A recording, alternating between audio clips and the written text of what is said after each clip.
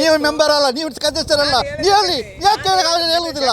6,000 ರೂಪಾಯಿ ಒಂದು ಮಗುವಿಂದ ಕಲೆಕ್ಟ್ ಮಾಡ್ತಾ ಇದ್ದಾರೆ. ಈ ಮಗುವಿಗೆ ಕೂತ್ಕೊಳ್ಳಿಕ್ಕೆ ಒಂದು ಡೆಸ್ಕ್ ಬೆಂಚ್ ಇಲ್ಲ, ಅದಕ್ಕೆ ಓದಲಿಕ್ಕೆ ಕೂತ್ಕೊಳ್ಳಿಕ್ಕೆ ಒಂದು ವ್ಯವಸ್ಥೆ ಬೇಕಲ್ಲ ಮೇಡಮ್, ಅದು ಇಲ್ಲಿ ಈ ಶಾಲೆಯಲ್ಲಿ ಇಲ್ಲ. ನೀವು ಬಂದು ಒಮ್ಮೆ ಕ್ಲಾಸ್ ಎಲ್ಲ ಇದಕ್ಕೆ ಚೆಕ್ ಮಾಡಿ ಮತ್ತೆ ನೀವು ಮಾತಾಡಬೇಕು. ಯಾವ ಉದ್ದೇಶದಿಂದ ಮಾತಾಡ್ತಿಲ್ಲ. ನೀವು ಯಾವುದು ಮಾಡಿದ್ದೀರಿ ಅಂತ ಹೇಳಿ, ನೋಡಿ ಎಂತ ಮಾಡಿದ್ದೀರಿ ಮಾಡಿದನು ಮತ್ತೆ ನೀವು ನಮ್ಮನ್ನು ಬಾಯಿ ಬಿಡಿಸಬೇಡಿ. 52 ಮಕ್ಕಳನ್ನು ಒಂದು ರೂಮಲ್ಲಿ ತುಂಬಿಸಿದ್ದಾರೆ. 52 ಮಕ್ಕಳಿಗೆ ಎಷ್ಟು ಹಣ ಆಯಿತು? ಅಲ್ಲಿ ಮೂಲಭೂತ ಸೌಕರ್ಯ ಉಂಟು ಅಂತೇಳಿ ನೀವೊಮ್ಮೆ ಪರಿಶೀಲಿಸಿ. 1ನೇ ಕ್ಲಾಸಿನಿಂದ ಸರ್ಕಾರ ಉಚಿತ ಇಂಗ್ಲೀಷ್ ಮೀಡಿಯಂ ಸ್ಕೂಲ್ ಅಂತೇಳಿ ಮಾಡಿದೆ.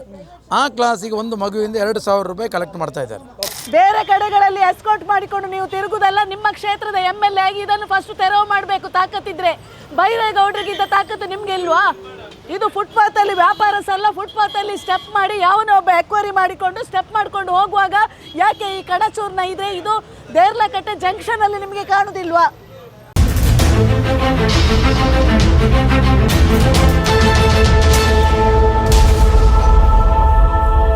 ನಾವೀಗ ದಕ್ಷಿಣ ಕನ್ನಡ ಜಿಲ್ಲಾ ಪಂಚಾಯತ್ ಹಿರಿಯ ಪ್ರಾಥಮಿಕ ಶಾಲೆ ದೇರ್ಲಕಟ್ಟೆಯಲ್ಲಿದ್ದೇವೆ. ಇಲ್ಲಿ ಅಂಗನವಾಡಿ ಉಂಟು, ಮತ್ತು ಶಾಲೆ, ಮತ್ತು ಇಲ್ಲಿ ಸರ್ಕಾರಿ ಪದವಿ ಪೂರ್ವ ಕಾಲೇಜ್. ಆ ಕಡೆ ನೋಡಿ ಸರ್ಕಾರಿ ಪದವಿ ಪೂರ್ವ ಕಾಲೇಜ್. ಒಂದು ಸರ್ವ ಶಿಕ್ಷಣ ಅಭಿಯಾನ ಕೇಂದ್ರ ಅಂತ 2006ಕ್ಕೆ ಮಾಡಿದ್ದಾರೆ. 2006 ಮತ್ತು 2007ಕ್ಕೆ ಇಲ್ಲಿ ಎಲ್ಲ ಉದ್ಘಾಟಕರದ್ದು ಸಹ ಹೆಸರುಂಟು. ಜನಾಬಾಜಿ, ಅಬೂಬಕರ್ ನಾಟಕಲ್ಲೆಲ್ಲ ಸರ್ವ ಶಿಕ್ಷಣ ಅಭಿಯಾನ, ಎಲ್ಲರೂ ಕಲಿಯೋಣ ಎಲ್ಲರೂ ಬೆಳೆಯೋಣ ಅಂತ. ಇಲ್ಲಿ ಯಾರು ಕಲಿಯುವುದಾ ಯಾರು ಬೆಳೆಯುವುದಾ ಗೊತ್ತಿಲ್ಲ. ಇದು ಗುಜರಿ ಸಾಮಾನು ಇಡಲಿಕ್ಕೆ ಡಂಪ್ ಮಾಡಿದಾಗೆ ಈ ಸರ್ವ ಶಿಕ್ಷಣ ಅಭಿಯಾನ ಉಂಟು. ಇಲ್ಲಿ ಗಣಕ ಯಂತ್ರಗಳು ಉಂಟಾ ಇಲ್ವಾ ಗೊತ್ತಿಲ್ಲ. ಒಳಗೆ ಅಕ್ಷರ ದಾಸೋಹ ಅಂತ ಕೊಡ್ತಾರೆ, ಅನ್ನಪೂರ್ಣ ಯೋಜನೆ. ಈ ಯೋಜನೆಗೊಂದು ಕೊಠಡಿ ಮಾಡಿದ್ದಾರೆ. ಅದರ ಹೊರಗೆ ಎಲ್ಲ ಪಾತ್ರೆಗಳುಂಟು. ಇದು ಬಳಕೆ ಮಾಡುವ ಪಾತ್ರೆಗಳ ನಂಗೆ ಗೊತ್ತಿಲ್ಲ. ಇದರಲ್ಲಿ ಮೀನಿ ಬಳಕೆ ಮಾಡಿದರೆ ಏನಾಗ್ತದೆ ಮಕ್ಕಳ ಆರೋಗ್ಯ ಗೊತ್ತಿಲ್ಲ. ಆರೋಗ್ಯ ಸಚಿವರು ನೋಡ್ಬೇಕು. ಇಲ್ಲಿ ನೋಡಿ ಬಕೆಟ್ ಎಲ್ಲ ಉಂಟು. ಎಲ್ಲ ನೀರು ಕ್ಲಾಸಿನ ಒಳಗಡೆ. ಅದು 1 ಕೋಟಿ ರೂಪಾಯಿದು ಬಿಲ್ಡಿಂಗ್ ಅಂತ. ಯಾವುದು ಅದು? 1 ಕೋಟಿ ರೂಪಾಯಿದು ಬಿಲ್ಡಿಂಗಾ? ಅಲ್ಲಿ ನೋಡಿ ಕಟ್ಟಡಕ್ಕೆ, ಆ ಕಟ್ಟಡಕ್ಕೆ 1 ಕೋಟಿ ಅನುದಾನ ಅಂತೆ. ಆ 1 ಕೋಟಿಯಲ್ಲಿ ಏನುಂಟು? 4 ತಗಡುಗಳು, ಸ್ವಲ್ಪ ಮೆಟ್ಲು, ಸ್ವಲ್ಪ ಹೂವಿನ ಗಿಡಗಳು, ಸ್ವಲ್ಪ ಕಾಂಕ್ರೀಟ್ ಹಾಕಿ ಕಂಬ ಮಾಡಿದಲ್ಲದು 1 ಕೋಟಿದು ಯಾವ ಉಂಟು ಅಂತ ಕೇಳುವುದಲ್ಲ ಅನುದಾನದಲ್ಲಿ. ಇದನ್ನೆಲ್ಲ ಬಂದು ನೀವು ತನಿಖೆ ಮಾಡ್ತಿದ್ದೀರಾ? 1 ಕೋಟಿ ಯಾವನು ಒಳಗೆ ಹಾಕಿದ್ದಾನೆ? 1 ಕೋಟಿ ಅಂತ ಫೆಸಿಲಿಟಿ ಉಂಟಾ? ಕನಿಷ್ಠ ನಿಮಗೆ ಈ ಮಕ್ಕಳಿಗೊಂದು ಗ್ರೌಂಡ್ ಮಾಡಿಕೊಟ್ಟು ಆ ಗ್ರೌಂಡನ್ನು ನೀವು ಡೀಪ್ ಮಾಡಿದಾದರೂ ಸ್ವಲ್ಪ ನೀರು ಒಳಗೆ ಹೋಗ್ತಾ ಇಲ್ಲ. ಇಲ್ಲಿ ಲೆವೆಲ್ ಆಗಿ ಅವರು ಹೇಳ್ತಾ ಇದ್ದಾರಲ್ಲ, ಕ್ಲಾಸಿನೊಳಗೆ ಮಕ್ಕಳಿಗೆ ಕೂತ್ಕೊಳ್ಳಿಕ್ಕೆ ಆಗ್ತಾ ಇಲ್ಲ, ಮಳೆ ಬರುವಾಗ ನೀರು ಒಳಗೆ ಹೋಗ್ತದೆ ಅಂತ. ಇದನ್ನು ಸ್ವಲ್ಪ ತೋರಿಸಿ. ಕೇವಲ ಮಳೆ ಬರುವಾಗ ಕಟ್ಟಡ ಬೀಳ್ತದೆ, ಮಕ್ಕಳಿಗೆ ಉಪದ್ರ ಆಗ್ತದೆ, ಮಕ್ಕಳಿಗೆ ತೊಂದರೆ ಆಗ್ತದೆ, ರೋಡಲ್ಲಿ ತೋಡಲ್ಲಿ ಬೀಳ್ತಾರಂತೆ ಅಲ್ಲ. ನಿಮ್ಮ ಶಾಲೆಯ ಹಣೆ ಬರದಿಂದ ಮಕ್ಕಳು ಶಾಲೆ ಒಳಗೆ ಕೂತ್ಕೊಳ್ಳಿಕ್ಕೆ ಆಗ್ತಾ ಇಲ್ಲ, ಮಳೆ ತುಂಬಿ. ಆದ ಕಾರಣ ನಿಮ್ಮ ದೇರ್ಲಕಟ್ಟೆಯಲ್ಲಿ ರಜೆ ಕೊಡ್ತಿದ್ದಾರೆ. ಆರೋಗ್ಯ ಸಚಿವರ ಕ್ಷೇತ್ರದಲ್ಲೇ ದೇರ್ಲಕಟ್ಟೆ ಇದ್ದ ಒಂದು ಕ್ಷೇತ್ರದಲ್ಲೇ ಮಳೆ ನೀರು ಮಕ್ಕಳ ಕ್ಲಾಸಿಗೆ ಹೋಗುವುದಾದ್ರೆ ಇದು ಆರೋಗ್ಯ ಸಚಿವರು ಏನಕ್ಕೆ ಎನ್ನುವ ಪ್ರಶ್ನೆ ನಂದು. ನೀವು ಬಾಕಿಯವರನ್ನು ಪ್ರಶ್ನೆ ಮಾಡುವ ಮೊದಲು ನಿಮ್ಮನ್ನು ನೀವು ಪ್ರಶ್ನೆ ಮಾಡಿಕೊಳ್ಳಿ. ನೀವು ಹೊಸ ಶಾಸಕರಲ್ಲ, ನೀವು ಉಸ್ತುವಾರಿ ಸಚಿವರಾದವರು, ಆರೋಗ್ಯ ಆದವರು, ಮೊದಲು ಸಚಿವರಾದವರು, 4 ಟರ್ಮಲ್ಲಿ MLA ಆದವರಿಗೆ ನಿಮಗೆ ಈ ಒಂದು ಸರ್ಕಾರಿ ಶಾಲೆಯೊಳಗೆ ಮಳೆ ಹೋಗುವುದು ಗೊತ್ತಾಗುವುದಿಲ್ಲ ಹೇಳಿದರೆ ಶಾಸಕರೇ ಯಾವ ಊರಲ್ಲಿದ್ದೀರಿ ಅನ್ನೋ ಪ್ರಶ್ನೆ ನಮಗೆ. ಹೆಡ್ ಮಾಸ್ಟರ್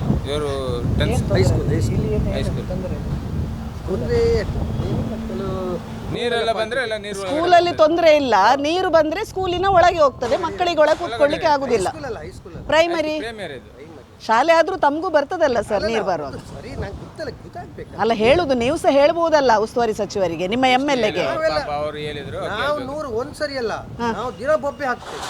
ನೀರೆಲ್ಲ ಸಮಸ್ಯೆ ತುಂಬಾ ಇದೆ ಇಲ್ಲಿ.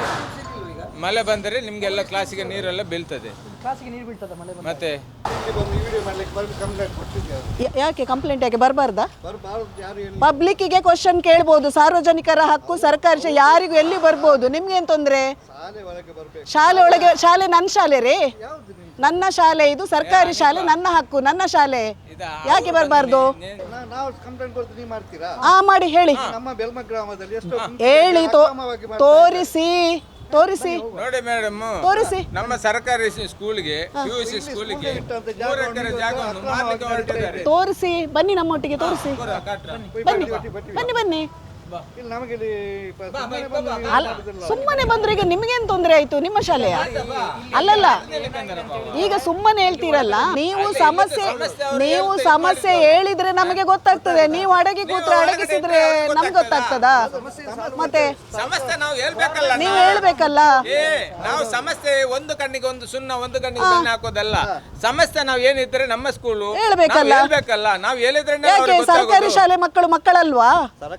ಅದೇ ಹೇಳುದು. ಮತ್ತೆ ಅದೇ ಹೇಳುದು, ಮಕ್ಕಳಿಗೆ ಟೀಚರ್ ಇಲ್ಲ.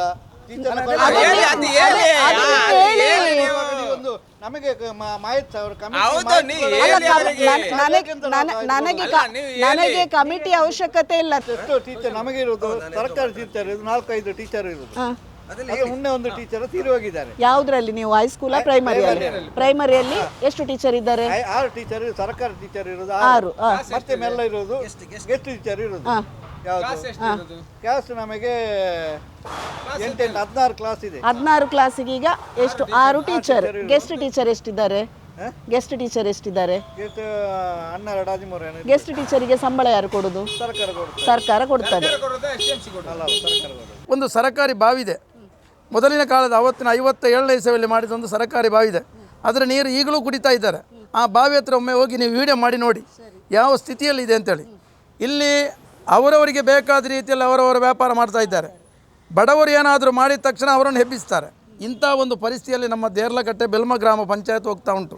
ಇದನ್ನು ದಯವಿಟ್ಟು ನೀವು ಆದಷ್ಟು ಜನರಿಗೆ ತಿಳಿಸಿಕೊಡಬೇಕು. ಯಾಕೆಂತೇಳಿ ಇದು ಸಮಸ್ತ ಜನರಿಗೆ ದೊಡ್ಡ ಸಮಸ್ಯೆ ಆಗಿದೆ. ಇಲ್ಲಿ ಮಾತಾಡಲಿಕ್ಕೆ ಯಾರಿಗೂ ಅವಕಾಶ ಇಲ್ಲ.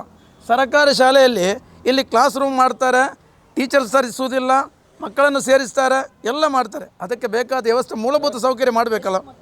ಇಲ್ಲಿ ಕಡಿಮೆ ಅಂತ ಹೇಳಿದ್ರೆ 1200 ಮಕ್ಕಳಿದ್ದಾರೆ, ಹೈಸ್ಕೂಲು, ಪ್ರೈಮರಿ, ಕಾಲೇಜ್ ಅಂತೇಳಿ. ಆದರೆ ಇಷ್ಟೆಲ್ಲ ವ್ಯವಸ್ಥೆ ಇದ್ದುಕೊಂಡು ಇಲ್ಲಿ ಮೂಲಭೂತ ಸೌಕರ್ಯ ಯಾವುದೂ ಇಲ್ಲ. ಇದು ಜನರಿಗೆ ಮೊದಲು ಮಾಡಬೇಕು. ಆಮೇಲೆ ಮಕ್ಕಳ ಆರೋಗ್ಯದ ಬಗ್ಗೆ ಯಾರು ತಿಳ್ಕೊಳ್ಬೇಕು ಮೇಡಮ್?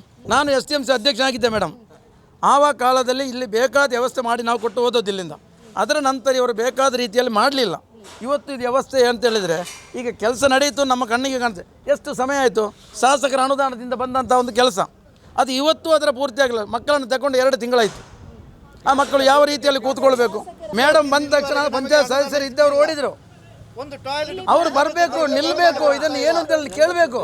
ಒಳ್ಳೆಯವರಾದ್ರೆ ಹೆಂಡತಿಯನ್ನು ಇಟ್ಕೊಂಡು ಗಾಡಿಯಲ್ಲಿ ಓಡುದಲ್ಲ, ಅವರು ಅಧ್ಯಕ್ಷ ಸ್ಥಾನದಲ್ಲಿ ನಿಂತು ಮಾತಾಡಬೇಕಿತ್ತು. ಹೌದಾ? ಅವರು ಗ್ರಾಮ ಪಂಚಾಯತ್ ಸದಸ್ಯರ ಅದು ಬರಬಾರ್ದಲ್ಲ. ಅಲ್ಲಿ ಅಧ್ಯಕ್ಷರು, ಅವರು ಪಂಚಾಯತ್ ಸದಸ್ಯರು ಕೂಡ. ಅಧ್ಯಕ್ಷನ ಹತ್ರ ಕೇಳಬೇಕಲ್ಲ ನೀನೇನ್ ಮಾಡ್ತಾ ಇದ್ದೀಯ ಅಂತ. ಅಧ್ಯಕ್ಷ ಓಡಿ ಹೋಗೋ ಅಧ್ಯಕ್ಷ ಬೇಕಾ ಈ ಶಾಲೆಗೆ? ಅಧ್ಯಕ್ಷ ಪಂಚಾಯತ್ ಮೆಂಬರ್ನವರಿಗೆ ಅಧ್ಯಕ್ಷ ಆಗ್ಲಿಕ್ಕೆ ಇಲ್ಲ ಲೆಕ್ಕದಲ್ಲಿ. ಅದಕ್ಕೆಲ್ಲ ನೀವು ಯಾಕೆ ಪ್ರಶ್ನೆ ಕೇಳುವುದಿಲ್ಲ? ನೋಡಿ ಮೇಡಮ್, ಜನಪ್ರತಿನಿಧಿಗಳು ಶಾಲಾಭಿವೃದ್ಧಿ ಸಮಿತಿಯ ಸದಸ್ಯರಾಗ್ಲಿಕ್ಕೆ ಅಧ್ಯಕ್ಷರಾಗ್ಲಿಕ್ಕೆ ಇಲ್ಲ. ಅದು ಪ್ರೋಟೋಕಾಲ್ ಬರ್ತದೆ. ಆದರೆ ಇಲ್ಲಿ ಏನಂತ ಹೇಳಿದ್ರೆ ಇಲ್ಲೊಂದು ರಾಜ್ಯಕ್ಕೆ ಮಾಡಿದ್ದು. ಸಾಲಿಗೆ ಎಷ್ಟು ಹಣ ಕೊಡ್ತಾರೆ ಸರ್ಕಾರದಿಂದ ಸಾಲಿಗೆ ಎಷ್ಟು ಹಣ ಕೊಡ್ತಾರೆ ನಿಮಗೆ ಗೊತ್ತಿದೆ? ಎಲ್ಲಿ ಕೊಡ್ತಾ ಇದೆ? ಯಾವ್ದು ಕೊಡ್ತಾ ಇದೆ? ಸಾಲ ಬೇಕು. ಇದೀಗ ಡೆಸ್ಕ್ ಬೆಂಚ್ ಈಗ ಮುನ್ನೆ ಇಷ್ಟು ವರ್ಷದಿಂದ ಬಂದದ್ದು. ಮುನ್ನೆ ಸ್ವಲ್ಪ ಡೆಸ್ಕ್ ಬೆಂಚ್ ನಮಗೆ ಸಾಲೆಯಿಂದ DDP ಅವರು ಕೊಟ್ಟಿದ್ದಾರೆ. ಮತ್ತು ಈ ಬಾಕಿ ನಮಗೆ ಇನ್ನೂ ಅವಶ್ಯಕತೆ ಇದೆ ನಮಗೆ. ಅದು ಈಗ ನೀರಿನ ಘಟಕ ಬೇಕು, ಅವರಿಗೆ ಶುದ್ಧ ನೀರು ಕುಡಿಯುವಂಥ ವ್ಯವಸ್ಥೆ ಬೇಕು. ಶುದ್ಧ ನೀರು ಇದೆ, ಅದಕ್ಕೆ ನಮಗೆ ಫಿಲ್ಟರ್ ಅಂತ ವ್ಯವಸ್ಥೆ ಇಲ್ಲ. ಎಷ್ಟು ವರ್ಷ ಆಯ್ತು ಈ ಶಾಲೆಗೆ ಶುದ್ಧ ಫಿಲ್ಟರ್ ಇದುವರೆಗೆ ನಿಮ್ಮ ಕಮಿಟಿಯಿಂದ ಹಾಕಿಸ್ಲಿಕ್ಕೆ?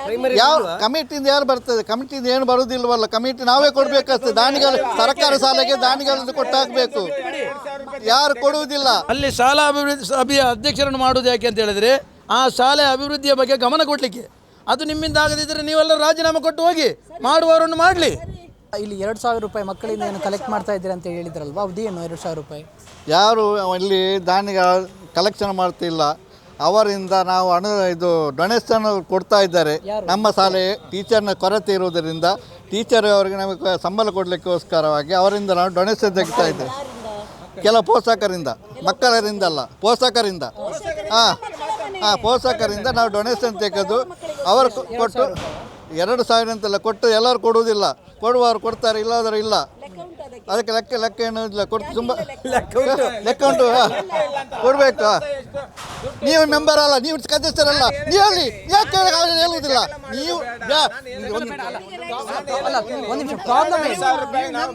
ಇಸ್ಕೊಳ್ತೇವೆ ನಾವು 2,000 ರೂಪಾಯಿ ಮಕ್ಕಳಿಂದ ಇಸ್ಕೊಳ್ತೇವೆ. ನಾವು ಸದಸ್ಯರು STMC ಸದಸ್ಯರು ನಾವು 2,000 ರೂಪಾಯಿ ಮಕ್ಕಳಿಂದ ಇಸ್ಕೊಳ್ತೇವೆ. ಇಲ್ಲ ಅಂತೇಳಿಲ್ಲ, ಮಕ್ಕಳ ಈ ಸ್ಕೂಲ್ ಅಭಿವೃದ್ಧಿಗೆ ಬೇಕಾಗಿ ನಾವು 2,000 ರೂಪಾಯಿ ಇಸ್ಕೊಳ್ತೇವೆ.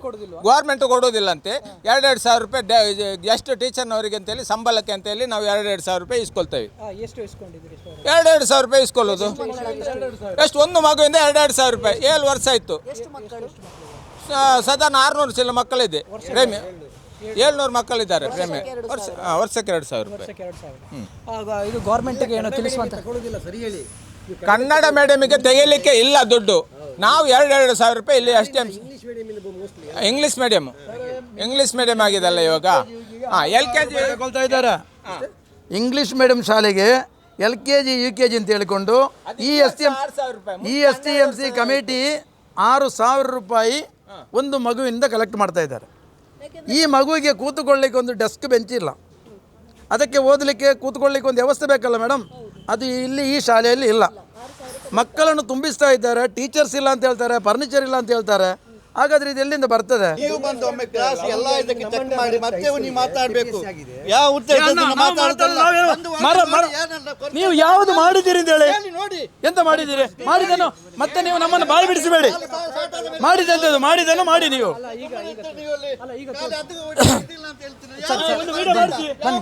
ವಿಡಿಯೋ ಮಾಡಿಸಿ ನೀವು. ಕಮಿಟಿ ಸದಸ್ಯರಲ್ವಾ? ಒಂದು ವಿಡಿಯೋ ಮಾಡಿಸಿ ಸಾಲು ರಜೆ ಇವತ್ತು. ಆಗಲ್ಲ ಅಲ್ಲ, ರಜೆ ಇದ್ರೂ ತೋರಿಸೋದಕ್ಕೆ ಏನು ಪ್ರಾಬ್ಲಮ್ ಇಲ್ಲ. ಯಾಕೆ ತೋರಿಸುದು ನಾವು? ನೀವು ಹೇಳಿದ್ರಲ್ಲ ಚಂದ ಸರ್, ಎಲ್ಲಿ ವಸ್ತು ಹೋದ್ರೆ ಯಾರು ಜವಾಬ್ದಾರಿ ಆಗ್ತಾರ? ಬೀಗ ಹಾಕಿ ಹೋಗಿದ್ರೆ ಆಯ್ತು. ಅಲ್ಲ, ಅವರು ಕಂಪ್ಲೇಂಟ್ ಮಾಡ್ತಾರೆ. ಲಾಕ್ ಇದೆ, ಗೇಟ್ಗೆ ಲಾಕ್ ಇದೆ. ನಾವು ಗೇಟ್ಗೆ ಲಾಕ್ ಹಾಕ್ಲಿ, ಯಾರು ಬೇಡ ಅಂತ ಹೇಳ್ತಾರೆ? ಸರ್ ಆಗಲ್ಲ. 52 ಮಕ್ಕಳನ್ನು ಒಂದು ರೂಮಲ್ಲಿ ತುಂಬಿಸಿದ್ದಾರೆ. 52 ಮಕ್ಕಳಿಗೆ ಎಷ್ಟು ಹಣ ಆಯಿತು? ಅಲ್ಲಿ ಮೂಲಭೂತ ಸೌಕರ್ಯ ಉಂಟು ಅಂತ ಹೇಳಿ ನೀವೊಮ್ಮೆ ಪರಿಶೀಲಿಸಿ. 1 ರಿಂದ 7th ವರೆಗೆ ಇಂಗ್ಲಿಷ್ ಮೀಡಿಯಂ 40 ಮಕ್ಕಳು ಸೀಮಿತ. ಅದನ್ನು ಟೀಚರ್ ಯಾವ ರೀತಿಯಲ್ಲಿ ಪಾಠ ಮಾಡಬೇಕು ಸರ್? ಅಲ್ಲ, 40 ಸರ್ಕಾರ ನಮ್ಮ ಇವ್ರದೇ ಹಾಗೆ. ಸರಿ, 45 ತುಂಬಿಸಿದ್ರೆ 70 ಹಾಕಿದ್ರೆ ಇಲ್ಲ. ಅಲ್ಲಲ್ಲ, 70 ಹಾಕಿದ್ರೆ ಈಗ ಇವರು ಅದಕ್ಕೆ ಪಾಠ ಮಾಡಬಹುದಾ? ಕ್ಲಾಸ್ ರೂಮ್ ಉಂಟಾ ಸರ್ ಇಲ್ಲಿ? ಅಷ್ಟು ದೊಡ್ಡ ವ್ಯವಸ್ಥೆ ಉಂಟಲ್ಲಿ. ಈಗ ಇವರು ಒಟ್ಟು LKG UKG 93 ಮಕ್ಕಳಿದ್ದಾರೆ. LKG ಅಲ್ಲಿ 40, UKG ಅಲ್ಲಿ 43 ಇರಬೇಕು. ಅದು ಒಂದು ಕ್ಲಾಸಲ್ಲಿ 43, ಒಂದು ಕ್ಲಾಸಲ್ಲಿ 54 ಏನೋ ಇದ್ದಾರೆ. 93 ಇದ್ದಾರೆ. ತೊಂದರೆ ಎಲ್ಲ ಏನಿದೆ ಅಂತೇಳಿ, ಮುಖ್ಯವಾಗಿ ಇಲ್ಲಿ ತೊಂದರೆ ಏನಿದೆ ಯಾಕಂತ ಹೇಳಿದ್ರೆ ಇಲ್ಲಿ ಇಂಗ್ಲಿಷ್ ಮೀಡಿಯಂ ಆಗಿದೆ, ಅದಕ್ಕೆ ಸರಿಯಾದ ಕಟ್ಟಡ ಇಲ್ಲ, ಮತ್ತೆ ಅಲ್ಲಿ ಬೆಂಚು ಇಲ್ಲ. ಮಾಡ್ತಿದ್ದಾರೆ ಈಗ ಇಂಗ್ಲೀಷ್ ಮೀಡಿಯಂ ಆದರೂ ಕಟ್ಟಡದನ್ನು ಇದರಿಂದ ಪಾಸ್ ಮಾಡ್ತಿದ್ದಾರೆ. ಈಗ 2 ಕೋಟಿ ರೂಪಾಯಿ ಅನುದಾನ ಬಂದಿದೆ ಈ ನಮ್ಮ ಕಾಲೇಜ್ ಶಿಕ್ಷಣಕ್ಕೆ. ಅದನ್ನು ಸರ್ಕಾರದಿಂದ ನಮ್ಮ ಶಾಸಕರು ಕೊಟ್ಟಿದ್ದಾರೆ. ಅದನ್ನು ಇಲ್ಲಿ ಒಂದು ಸ್ಥಳಾವಕಾಶ ಸ್ವಲ್ಪ ಕಡಿಮೆ ಇರುವುದರಿಂದ ಆ ಕಡೆ ಅಡುಗೆ ಮನೆ ಅದನ್ನೆಲ್ಲ ಈ ಕಡೆ ಮಾಡಿ ಅಲ್ಲಿಗೆ ಒಂದು ಒಳ್ಳೆ ದೊಡ್ಡ 2 ಕೋಟಿ ರೂಪಾಯಿ ಬಿಲ್ಡಿಂಗ್ ಮಾಡ್ತಾರೆ. ಇಂಗ್ಲೀಷ್ ಮೀಡಿಯಂ ಎಲ್ಲ ಅದು ಕಾಲೇಜ್ ಸೆಕ್ಷನಿಗೆ ಬಂದಿದ್ದು. ಹಾಗೆ ಮಾಡಿದಾಗ ಯಾವತ್ತು ಈ ಬಿಲ್ಡಿಂಗಿಗೆ ಒಂದು 40 ವರ್ಷ ಆಯಿತು. ಇದೆಲ್ಲ ಸೋರ್ತಾ ಇದೆ. ಅದನ್ನೀಗ ಅದರಲ್ಲಿ ನಾವು ಗ್ರೌಂಡ್ ಫ್ಲೋರ್ ನಮ್ಮ ಹೈಸ್ಕೂಲ್ ನಡೀತಾ ಇದೆ. ಸ್ವಲ್ಪ ಹಾಗೆ ಸೋರ್ತಾ ಇರುವ ಇದರಲ್ಲಿ ಆ ರೀತಿಯಲ್ಲಿ ಇಲ್ಲ, ಆ ರೀತಿ ಸೋರ್ತಾ ಇಲ್ಲ, ಎಲ್ಲ ಹನಿ ಬರುತ್ತೆ. ಆ ರೀತಿ ಇಲ್ಲ ಅಂದರೆ ಪಾಠ ಮಾಡೋಕೆ ಏನು ತೊಂದರೆ ಇಲ್ಲ. ನಾವು ಅದನ್ನು ಇದು ಮಾಡ್ಕೊಂಡಿದ್ದೀವಿ. ಇದಕ್ಕಿಂತ ಮುಂಚೆ ನೀವು ಕಂಪ್ಲೇಂಟ್ ಕೊಡಲಿಲ್ವಾ? ಯಾವುದು? ಎಲ್ಲ ಈಗ ಕೊಟ್ಟಿದ್ದೇವೆ. ಈಗ ಸೋರ್ತೆ, ಈಗ ಸೋರೋದಿಲ್ಲ, ಎಲ್ಲ ಹನಿ ಬೀಳುತ್ತೆ. ಅಲ್ಲ, ಅವ್ರು ಹೇಳೋದು ಸೋರೋದು ನಮ್ಗೆ ಗೊತ್ತಿಲ್ಲ. ನಮ್ಮ ಇದರಲ್ಲಿ ಹನಿ ಬೀಳುತ್ತೆ. ಇಲ್ಲ, ಸೋರೋದಿಲ್ಲ, ಅದು ಎಲ್ಲೋ ಹನಿ ಬೀಳುತ್ತೆ. ಬಿದ್ದಿತ್ತು. ನಾವು ಈಗಲೇ ನಮ್ಮ DDP ಅದನ್ನು ತೊಗೊಂಡಿದ್ದಾರೆ. ಈಗ ಎಲ್ಲ ಲೀಸ್ಟ್ ತೊಗೊಂಡಿದ್ದಾರೆ. ಅಲ್ಲ, ಮತ್ತೆ ಫುಲ್ಲಾಗಿ ನೀರು ಬರ್ತದೆ ಅಂತೇಳಿ ಕ್ಲಾಸ್ ರೂಮಿಗೆ ಹೇಳ್ತಾ ಇದ್ದಾರಲ್ಲ. ಈಗ ಒಂದು ಅದು ಬೈ ಮಿಸ್ಟೇಕ್ ನೋಡಿ. ಅದನ್ನು ಇದು ತೆಗಿ, ನಾನು ಹೇಳ್ತೀನಿ ಹೇಳಿ. ಅಲ್ಲ, ಆಮೇಲೆ ಹೇಳ್ತೀನಿ. ಸತ್ಯಾಂಶ ಬೇನೆ ಅಲ್ಲ. ಅಲ್ಲಿ ಏನಾಗಿದೆ ಅಂದರೆ ಪೈಪಲ್ಲಿ ನೀರು ಹೊರಗಡೆ ಹೋಗಬೇಕು. ಆ ಪೈಪ್ ಏನಾಗಿದೆ, ಬ್ಲಾಕ್ ಆಗಿದೆ. ಅದು ನೀರು ಬಂದದ್ದಲ್ಲ, ಪೈಪ್ ಬ್ಲಾಕ್ ಆಗಿ ಒಂದು ದಿನ ರಾತ್ರಿ ಹೆವಿ ರೈನ್ ಬಂದಾಗ ಕ್ಲಾಸ್ ಒಳಗೆ ಅಲ್ಲಿ ಮೇಲ್ಗಡೆ ನೀರು ಬ್ಲಾಕ್ ಆಗಿ ನೀರು ಹೋಗಿದ್ದು ಬಿಟ್ಟರೆ ಮತ್ತೆ ಕ್ಲಾಸ್ ರೂಮಲ್ಲಿ ಸರಿ ಇದೆ. ಇಮಿಡಿಯೇಟ್ ಬೆಳಿಗ್ಗೆ ತೆಗೆದಾಗ ನೀರು ಹೊರಗೋಯ್ತು. ಈಗ ಬ್ಲಾಕ್ ಆಗೋದು. ಈಗ ಏನಾಗೋದು? ಏನಾಗೋದು? ಸ್ಕೂಲ್ ಪಕ್ಕನೇ ಒಂದು ಟಾಯ್ಲೆಟ್ ಇದೆ. ಅದು ಪಬ್ಲಿಕ್ ನಂಗೆ ಗೊತ್ತಿಲ್ಲ. ನಾನು ಬಂದು 1 ವರ್ಷ ಆಯಿತು. 1 ವರ್ಷ ಆಯಿತು. ಬಟ್ ಇವಾಗ ನಮಗೆ ಹೋಗ್ಲಿಕ್ಕೆ ನೋಡುವಾಗ ಹೌದು, ಕಂಪ್ಲೀಟ್ ಗಲೇಜ್ ಆಗಿದೆ. ಅಲ್ಲಿಂದ ಅಲ್ಲಿ ಮಾಡಿ ಅಲ್ಲ ಮಾಡ್ತೀವಿ ಮಾಡಿ. ನೀವೇನಾದ್ರೂ ಕಂಪ್ಲೇಂಟ್ ಕೊಟ್ಟಿದ್ದೀರಿ? ಯಾರು?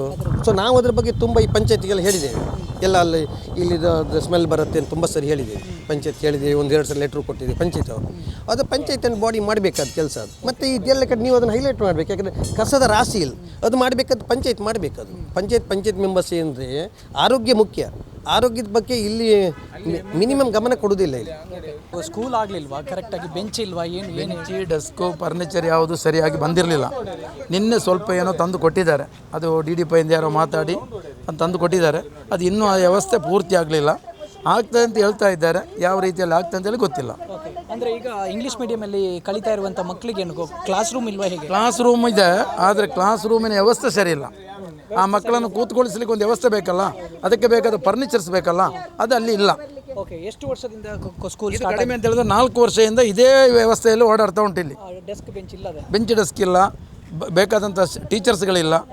ಅದನ್ನು ವ್ಯವಸ್ಥೆ ಮಾಡ್ತೇನೆ ಅಂತ ಹೇಳಿದ್ರೆ ಮಕ್ಕಳನ್ನು ತಗೊಳ್ತಾ ಇದ್ದಾರೆ. 4 ವರ್ಷದಿಂದ ಮಕ್ಕಳನ್ನು ತಗೊಳ್ತಾ ಇದ್ದಾರೆ ಹೊರತು ಆ ಮಕ್ಕಳಿಗೆ ಬೇಕಾದ ವ್ಯವಸ್ಥೆಯನ್ನು ಮಾಡಿಕೊಡುವುದಿಲ್ಲ. 2,000 ರೂಪಾಯಿ ಕಲೆಕ್ಟ್ ಮಾಡಿದ್ದಕ್ಕೆ 5,000 ಏನು ಕಲೆಕ್ಟ್ ಮಾಡಿ, ಅದು 6,000 ರೂಪಾಯಿ LKG UKG ಅಂತೇಳಿ ಕಲೆಕ್ಟ್ ಮಾಡ್ತಾ ಇದ್ದಾರೆ. 1ನೇ ಕ್ಲಾಸಿನಿಂದ ಸರ್ಕಾರ ಉಚಿತ ಇಂಗ್ಲೀಷ್ ಮೀಡಿಯಂ ಸ್ಕೂಲ್ ಅಂತೇಳಿ ಮಾಡಿದೆ. ಆ ಕ್ಲಾಸಿಗೆ ಒಂದು ಮಗುವಿಂದ 2,000 ರೂಪಾಯಿ ಕಲೆಕ್ಟ್ ಮಾಡ್ತಾ ಇದ್ದಾರೆ. ನೀವೇನಾದರೂ ಶಾಸಕರ ಗಮನಕ್ಕೆ ಅಥವಾ ಶಾಸಕರ ಮನೆ BOನಿಗೆ DDP ಎಲ್ಲರೂ ಹೇಳಿದ್ದಾರೆ, ಆದರೆ ಅವರು ಯಾರು ಅದನ್ನು ಗಮನಕ್ಕೆ ತಗೊಳ್ಳಿಲ್ಲ. ಅವ್ರು ಏನು ಹೇಳಿದರು? ಅದು ಕಲೆಕ್ಟ್ ಮಾಡೋದು ಸರ್ಕಾರದ್ದು ಕಲೆಕ್ಟ್ ಮಾಡಲಿಕ್ಕೆ ಇಲ್ಲವೇ ಇಲ್ಲ ಸರ್. ನಾನು STMC 5 ವರ್ಷ ಇಲ್ಲಿ ಅಧ್ಯಕ್ಷನಾಗಿದ್ದವ. ನನ್ನ ಕಾಲದಲ್ಲಿ ಕೂಡ ಇಲ್ಲಿ ಬಿಸಿ ಊಟದ ವ್ಯವಸ್ಥೆ ಆ ಕಾಲದಲ್ಲೇ ಬಂದದ್ದು. ಆವಾಗ ಇಲ್ಲಿ ಮೂಲಭೂತ ಸೌಕರ್ಯ ಯಾವುದೂ ಇರಲಿಲ್ಲ, ಕುಡಿಯುವ ನೀರು ಇರಲಿಲ್ಲ, ಕಾಂಪೌಂಡ್ ವಾಲ್ ಇರಲಿಲ್ಲ, ಫರ್ನಿಚರ್ಸ್ ಇರಲಿಲ್ಲ, ಎಲ್ಲ ಮಾಡಿ ಬೇಡಿತುಕೊಂಡು ತಂದು ನಾವು ಮಾಡಿದ್ದು. 18-19ರಲ್ಲಿ ಏನು ಮಾಡಿದೆ, ಇಲ್ಲಿ ಇಂಗ್ಲೀಷ್ ಮೀಡಿಯಂ ಪ್ರಾರಂಭ ಮಾಡಿದೆ. ಅವ್ರಿಗೆ ಎಷ್ಟು ಮಕ್ಕಳಿಗೆ ಪರ್ಮಿಷನ್ ಕೊಟ್ಟಿದ್ದಾರೆ ಅಂತ ಹೇಳಿದ್ರೆ ಒಂದು 30-40 ಮಕ್ಕಳಿಗೆ. ಇಲ್ಲಿ ಅದರ ಡಬ್ಬಲ್ ಮಕ್ಕಳು ಬಂದಿದ್ದಾರೆ. ಸರ್ಕಾರಿ ಶಾಲೆ ಎಲ್ಲ ಬಂದಾಗ ಮಕ್ಕಳನ್ನ ಬಿಡ್ಲಿಕ್ಕೆ ಆಗಲಿಲ್ಲ. ಎಲ್ಲೂ ಇಲ್ಲಿ ಸಾಧಾರಣ ಒಂದಿಗೆ 700 ಪ್ರೈಮರಿಯಲ್ಲಿ 700 ಮಕ್ಕಳಿದ್ದಾರೆ. ಈ ಇಂಗ್ಲೀಷ್ ಮೀಡಿಯಮಲ್ಲಿ ಅಂತ ಹೇಳಿದ್ರೆ ಒಂದು 500 ಅಷ್ಟು ಇರಬಹುದೇನು. ಹಾಂ, ಅಷ್ಟೇ. 500 ಜನರ ಹತ್ರನೂ 2,000 ಕಲೆಕ್ಟ್ ಮಾಡಿ. ನಂಗೆ ಗೊತ್ತಿಲ್ಲ, ದುಡ್ಡು ತಗೊಂಡು ನಂಗೆ ಗೊತ್ತಿಲ್ಲ. ಅಂದರೆ ಒಬ್ಬರ ಹತ್ರನಾದರೂ ತಗೊಳ್ಳುವಂಥದ್ದು ಇದೆಯಾ? ಅಲ್ಲ, ದುಡ್ಡು ಅವ್ರು ಗೌರ್ಮೆಂಟ್ ಆದೇಶದ ಗೌರ್ಮೆಂಟ್ ಪಾಲಿಸಿ ತಗೊಳ್ಳಿಕ್ಕಿಲ್ಲ, 1 ರೂಪಾಯಿ ತಗೊಳ್ಳಿಕ್ಕಿಲ್ಲ. ಈಗ ಈ ತಗೊಳ್ಳಿಕ್ಕಿಲ್ಲ, ಬಟ್ ಎಲ್ಲ ರಾಜ್ಯ ವ್ಯಾಪ್ತಿಯಲ್ಲಿ ತಗೊಳ್ತಾರೆ. ಮಿನಿಮಮ್ 100, 200, 500 ಹೀಗೆಲ್ಲ ತಗೊಳ್ತಾರೆ ಕೆಲವು ಶಾಲೆಯಲ್ಲಿ. ಅಲ್ಲ, ಅದು ಯಾವ ಕಾರಣಕ್ಕೆ ಅಂತ ಹೇಳಿದ್ರೆ ಈ ಸ್ಕೂಲ್ ಡೇ ಮಾಡ್ತಾರೆ, ಸ್ಪೋರ್ಟ್ಸ್ ಡೇ ಮಾಡ್ತಾರೆ. ಇಲ್ಲ, ಕೊಡೋದಿಲ್ಲ. ಸ್ಕೂಲ್ ಡೇ ಸ್ಪೋರ್ಟ್ಸ್ ಡೇಗೆಲ್ಲ ಕೊಡೋದಿಲ್ಲ, ಗೌರ್ಮೆಂಟ್ ಕೊಡೋದಿಲ್ಲ.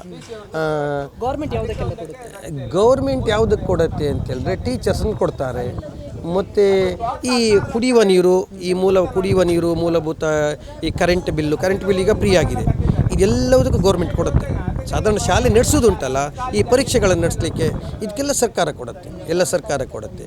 ಈ ಸ್ಕೂಲ್ ಡೇ ಮಾಡೋದು, ಸ್ಪೋರ್ಟ್ಸ್ ಡೇ ಮಾಡೋದು, ಅಥವಾ ಶಾಲೆಯಲ್ಲಿ ಏನೋ ಇಂಥ ಕಾರ್ಯಕ್ರಮಗಳನ್ನು ಮಾಡುವಾಗ ಗೌರ್ಮೆಂಟ್ ಕೊಡೋದಿಲ್ಲ.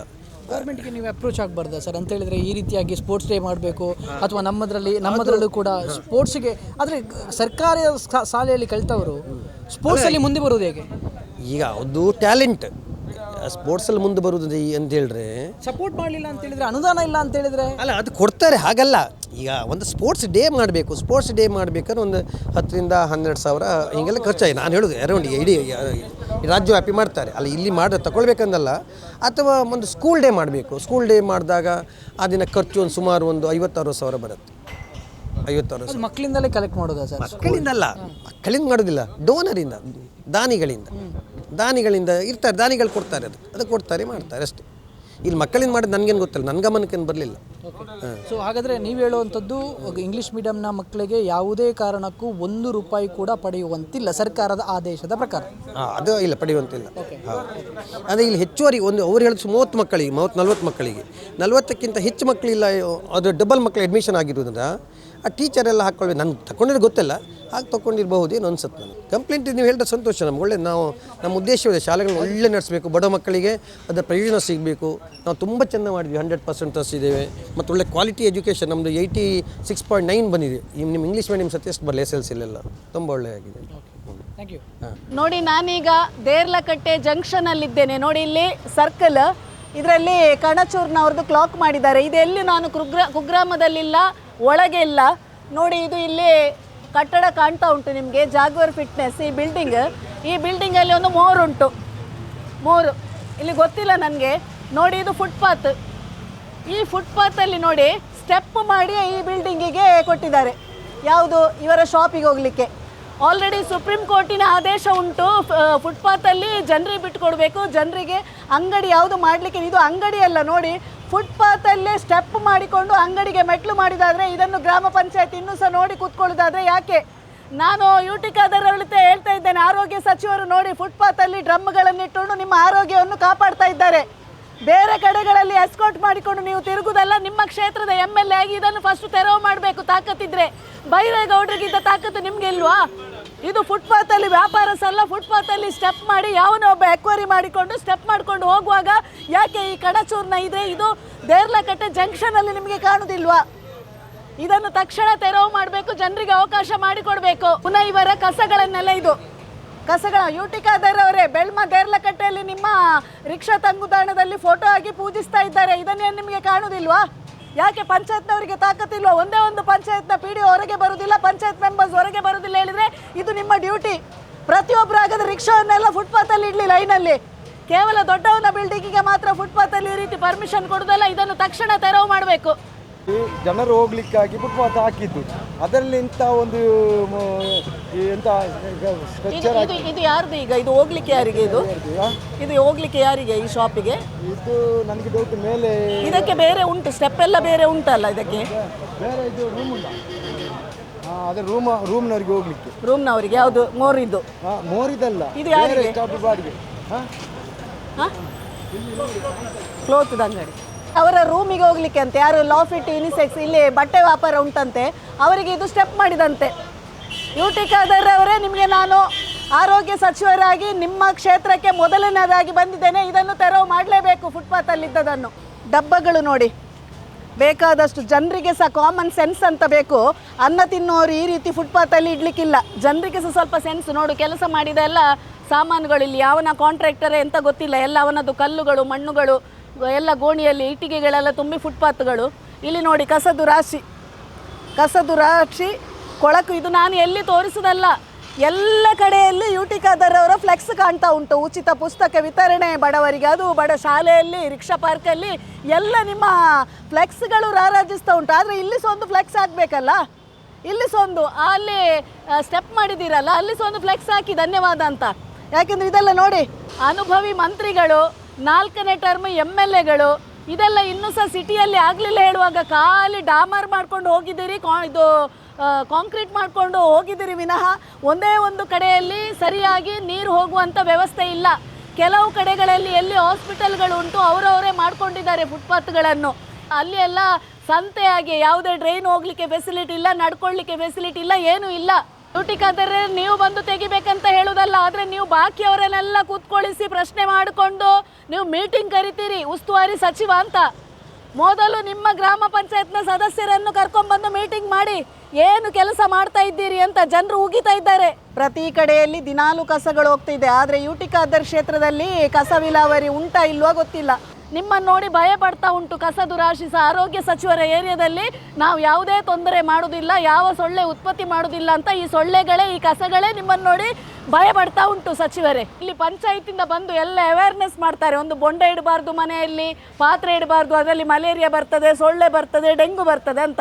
ನೋಡಿ ಈಗ ಫುಟ್ಪಾತಲ್ಲಿ ಎಲ್ಲ ಬೊಂಡದ ಅಂಗಡಿ ಕಸಗಳು ಕೊಂಡೋಗಿ ಅಲ್ಲಿ ಎಲ್ಲ ಡಂಪ್ ಮಾಡೋದು. ಇದನ್ನು ನೋಡಬೇಕು ಆರೋಗ್ಯ ಸಚಿವರು, ಒಮ್ಮೆ ಬಂದು ನೋಡಬೇಕು. ಅಂಗಡಿಯಿಂದ ಎಲ್ಲ ಸಾಮಾನುಗಳು ಹೊರಗೆ ಇಟ್ಟದು ಮಾತ್ರ ಅಲ್ಲ, ಇಲ್ಲಿದ್ದು ಪ್ರದೇಶ ನೋಡಿ ಯಾವ ರೀತಿ ಚಂದ ಉಂಟು. ಇದು ಯಾವ ಆರೋಗ್ಯ ಕೆಡ್ತದ? ಉಸ್ತುವಾರಿ ಸಚಿವರು ಒಮ್ಮೆ ಬಂದು ನೀವು 5 ನಿಮಿಷ ನಿಂತು ನೋಡಿ, ಆರೋಗ್ಯ ಸಚಿವರಾಗಿ ನಿಮ್ಮ ಏರಿಯಾದಲ್ಲಿ ಏನೆಲ್ಲ ಉಂಟು ಅಂತ ನೋಡಿ. ಫುಟ್ಪಾತ್ ಹೇಗೂ ಇಲ್ಲ, ಎಲ್ಲ ತಿಂದು ಬಿಟ್ಟಿದ್ದಾರೆ ಫುಟ್ಪಾತ್. ಆ ಫುಟ್ಪಾತಿಂದ ಹೊರಗೆ ಮಾರ್ಗದಲ್ಲಿ ಸಹ ಯಾವುದೇ ಒಂದು ಶಾಪ್ ಕ್ಲೀನ್ ಸಹ ಇಲ್ಲ. ಫ್ರೂಟ್ ಸ್ಟಾಲ್ಗಳು ಎಲ್ಲ ಅಂಗಡಿಗಳು ನೋಡಿ ಸ್ವಚ್ಛತೆ. ಆರೋಗ್ಯ ಸಚಿವರು ಒಮ್ಮೆ ಬಂದು ತಮ್ಮ ಆರೋಗ್ಯವನ್ನು ಇಲ್ಲಿ ಸುಧಾರಿಸಿಕೊಳ್ಬೇಕು. ಈಗ ನೋಡಿ, ಇಲ್ಲಿ ಯಾವುದು ನೊಣಗಳಿಲ್ಲ, ಇಲ್ಲಿ ಸೊಳ್ಳೆಗಳಿಲ್ಲ, ಇಲ್ಲಿ ತುಂಬ ಆರೋಗ್ಯ ಉಂಟು. ಜನರಿಗೆ ಮಕ್ಕಳಿಗೆಲ್ಲ ತುಂಬ ಕ್ಲೀನಾಗಿ ಉಂಟು ನೋಡಿ. ಒಣ ಮೀನು ಒಣಗಿಸ್ಲಿಕ್ಕೂ ಮಾರ್ಗ, ಎಲ್ಲದಕ್ಕೂ ಮಾರ್ಗ. ಇನ್ನು ಫುಟ್ಪಾತಲ್ಲಿ ಕೊಂಡೋಗಿ ಅಲ್ಲಿ ಡಿವೈಡರ್ ಉಂಟು, ಆ ಡಿವೈಡರಲ್ಲಿ ಕೊಂಡೋಗಿ ಇದನ್ನು ಒಣಗಿಸಿದರೆ ಭಾರಿ ಒಳ್ಳೆ ಇತ್ತು. ಇದು ಆರೋಗ್ಯ. ಎಲ್ಲ ಇವರದ್ದು ಜ್ಯೂಸಿದು ನೀರು ಎಲ್ಲ ಹೊರಗೆ ನೋಡಿ. ಇದು ನೋಡಿ ಮೆಷಿನ್ಗಳು ನೋಡಿ, ಆರೋಗ್ಯ ನೋಡಿ. ಆರೋಗ್ಯದ ಕಡೆಗೆ ಸ್ವಲ್ಪ ಗಮನ ಕೊಡಿ ಯುಟಿಕಾದರ್ ಅವರೇ. ನೋಡಿ ನಿಮ್ಮ ಏರಿಯಾ ಇದು ಬೆಳ್ಮ ಗ್ರಾಮ ಪಂಚಾಯತ್ನ ಬಸ್ ಸ್ಟ್ಯಾಂಡ್. ಆ ಬಸ್ ಸ್ಟ್ಯಾಂಡ್ ಒಳಗೆ ಹೇಗೆ ಮಹಿಳೆಯರು ಕೂತ್ಕೊಳ್ತಾರಂತ ನಮಗೆ ಗೊತ್ತಿಲ್ಲ. ರೆಂಜಾಡಿ ಅಂತ ಬ್ರಿಡ್ಜ್ ಮಾಡಿದ್ದಾರೆ, ಹೊಸ ಬ್ರಿಡ್ಜ್. ಜನರು ನಮಗೆ ಆ ಕಡೆಯಿಂದ ಹೋಗುವಾಗ ಹೇಳಿದರು, ನೀವು ಅದೊಂದು ಬ್ರಿಡ್ಜನ್ನು ನೋಡ್ಕೊಂಡು ಹೋಗಿ, ಯಾಕೆಂದರೆ ಮೊನ್ನೆ ತಾನೇ ಅದೊಂದು ಬ್ರಿಡ್ಜನ್ನು ಮಾಡಿದ್ದಾರೆ, ಅದಕ್ಕೆ 1.5 ಕೋಟಿ ಬಜೆಟ್, ಆದರೆ 1.5 ಕೋಟಿದು ಬ್ರಿಡ್ಜಿನಾಗೆ ಕಾಣ್ತಾ ಇಲ್ಲ, ಒಮ್ಮೆ ಅದನ್ನು ನೋಡಿ ಅಂತ ಹೇಳಿದರು. ಹಾಗೆ ನಾವು ಬಂದೆವು. 1.5 ಕೋಟಿ ಅನುದಾನ ಅಂತ ಹೇಳ್ತಾರೆ, ಇಲ್ಲಿ ಯಾವುದು ಬೋರ್ಡ್ ಇಲ್ಲ, ಯಾವ ಕಾಂಟ್ರಾಕ್ಟ್ರ್ ಯಾರಿಗೆ ಕೊಟ್ಟಿದ್ದಾರೆ, ಎಷ್ಟುವರೆಗೆ ಟೆಂಡರ್. ನಿಜವಾಗಿ ಅದೊಂದು ಕನ್ಸ್ಟ್ರಕ್ಷನ್ ಆಗುವಾಗ ಹಾಕಬೇಕು, ಯಾವನು ಕಾಂಟ್ರಾಕ್ಟರ್, ಎಷ್ಟು ಅನುದಾನ ಬಂದದ್ದು ಅಂತೆಲ್ಲ ಹಾಕಬೇಕು. ಈಗಿದೆಲ್ಲ ಹಾಕುವುದಿಲ್ಲ, ಯಾಕೆಂದರೆ ಜನರಿಗೆ ಗೊತ್ತಾಗ್ತದೆ. ಇದು ನನಗೂ ಗೊತ್ತಿಲ್ಲ, ಆದರೆ ಎಲ್ಲರೂ ಹೇಳಿದರು ಅಲ್ಲಿ 1.5 ಕೋಟಿದೊಂದು ಬ್ರಿಡ್ಜ್ ನೋಡಿ ಅಂತ. ಬ್ರಿಡ್ಜ್ ಮಾಡಿಟ್ಟು ಮೇಲೆ ನೋಡುವಾಗ ಗಾಡಿಯಲ್ಲಿ ಹೋಗುವಾಗ ಬ್ರಿಡ್ಜ್ ಆಗಿದೆ ಅಂತ, ಆದರೆ ಅಡಿಯಲ್ಲಿ ಆ ಬ್ರಿಡ್ಜ್ ಎಷ್ಟು ಸರಾಗವಾಗಿ ನೀರು ಹರಿತದಂತ ಗೊತ್ತಿಲ್ಲ, ಎಲ್ಲ ಬ್ಲಾಕ್ ಆಗಿ ಉಂಟು. ಕಾಂಟ್ರಾಕ್ಟರ್ ಮೇಲೆ ಹೋಗಿ ಮಾಡಿದ್ದಾನೆ, ಟೆರೆಸ್ನಾಗೆ ಮಾಡಿಟ್ಟಿದ್ದಾನೆ, ಆದರೆ ಅಡಿಯಲ್ಲಿ ಏನಾಗ್ತಾ ಉಂಟು, ನಿಜವಾಗಿ ಆ ಬ್ರಿಡ್ಜಿನ ಅಡಿಯಲ್ಲಿ ನೀರು ಹರಿದು ಹೋಗ್ತದ, ಅಥವಾ ಇದೆಲ್ಲ ಚರಂಡಿ, ಇದು ಮಣ್ಣೆಲ್ಲ ಅದಕ್ಕೆ ಬಿದ್ದರೆ ನಾಳೆ ನೀರು ಹರಿಯುವುದಿಲ್ವ, ಇದೆಲ್ಲ ಯಾರು ನೋಡುವವರು ಅಂತ ಗೊತ್ತಿಲ್ಲ ನನಗೆ. MLA ಇಲ್ಲಿ ಬಂದಿದ್ದಾರೆ ಗೊತ್ತಿಲ್ಲ. ನೋಡಿ, ಒಂದು ಮರ ಬಿದ್ದಿದೆ, ಅಲ್ಲೀಗ ಜೋರು ಮಳೆ ಬಂದರೆ ಎಲ್ಲ ನೀರು ಮೇಲೆ ಬರ್ತದೆ. ಈ ಮಣ್ಣು ಇಲ್ಲಿ ತಡೆಗೋಡೆ ಕಟ್ಟಲಿಕ್ಕೆ ಉಂಟಾ, 1.5 ಕೋಟಿಯಲ್ಲಿ ಖಾಲಿ ಬ್ರಿಡ್ಜ್ ಮಾತ್ರವ ಅಥವಾ ತಡೆಗೋಡೆ ಉಂಟಾ ಅಂತ ಗೊತ್ತಿಲ್ಲ. ಇವರದೆಲ್ಲ ಈಗ ಇದರದ್ದು ಹೂಳೆತ್ತಿದ ಮಣ್ಣನ್ನೆಲ್ಲ ಇವರು ಮೇಲೆ ಹಾಕಿಟ್ಟಿದ್ದಾರೆ, ಇದನ್ನು ಯಾವುದನ್ನು ಕೊಂಡೋಗಲಿಲ್ಲ. ಆ ಮಣ್ಣು ನೋಡಿ, ಇವರೆಲ್ಲ ತೆಗೆದ ಮಣ್ಣು, ಇದನ್ನು ಏನು ಮಾಡ್ತಾರೆ ಗೊತ್ತಿಲ್ಲ. ಇದು ಈಗ ಎರಡೂ ಕಡೆ ಸಹ ಮಣ್ಣು ಜರಿದು ಬಿದ್ದರೆ ಈ ಬ್ರಿಡ್ಜಿನ ಈ ನೀರು ಎಲ್ಲಿ ಹೋಗ್ತದೆ, ಅಡಿಯಿಂದ ಹೋಗಲಿಕ್ಕೆ ಸಾಧ್ಯ ಉಂಟಾ ಇಲ್ಲೇ ಬ್ಲಾಕ್ ಆದರೆ? ಇದನ್ನು ಹೂಳೆತ್ತಿದವರು ಇದನ್ನು ತೆಗಿಲಿಕ್ಕಿಲ್ವಾ? ಎಲ್ಲವನ್ನು ಹೂಳೆತ್ತಿ ಡೀಪ್ ಮಾಡಿ ಮೇಲೆ ಹಾಕುವುದಾದರೆ ಖಾಲಿ ಬ್ರಿಡ್ಜಿಗೋಸ್ಕರ ಮಾತ್ರ ಇವನಿಗೆ ಕಾಂಟ್ರಾಕ್ಟ್ ಕೊಟ್ಟದ್ದು. ಹಾಗಾದರೆ ಈ ಮಣ್ಣು ತೆರವುಗೆ ಕಾಂಟ್ರಾಕ್ಟ್ ಯಾರಿಗೆ? ಬ್ರಿಡ್ಜ್ ಮಾಡೋದಾದರೆ ಆ ಕಾಂಟ್ರಾಕ್ಟರಿಗೆ ಇದರ ಜವಾಬ್ದಾರಿ ಇರ್ತದೆ, ಆದರೆ ನಮಗೆ ಗೊತ್ತಿಲ್ಲ ಇದು ಯಾವನಿಗೆ ಜವಾಬ್ದಾರಿ ಅಂತ. ಹಾಗಾದರೆ ಇದು ಹೂಳೆತ್ತಲಿಕ್ಕೆ ಯಾರು, ಪಂಚಾಯತ್ನವರ ಅಥವಾ MLA ಅಥವಾ ಕಾಂಟ್ರಾಕ್ಟ್ರ, ಯಾರಂತ ಹೇಳಬೇಕಲ್ಲ. ಅಲ್ಲಿ ಸಹ ತಡೆಗೋಡೆ ನೋಡಿ ಒಂದು ತುಂಡು ಕಟ್ಟಿದ್ದಾರೆ, ಈ ಕಡೆ ಸಹ ಒಂದು ತುಂಡು ಕಟ್ಟಿದ್ದಾರೆ. ಈ ಕಡೆ ತಡೆಗೋಡೆ ಬೇಕಿತ್ತು, ಯಾಕೆಂದರೆ ಅಲ್ಲಿ ಗಾಡಿ ಹೋಗಲಿಕ್ಕೆ ನೋಡಿ ಒಳದಾರಿ ಉಂಟು, ಒಂದು ಹೋಗಲಿಕ್ಕೆ ಸಪೂರ ದಾರಿ.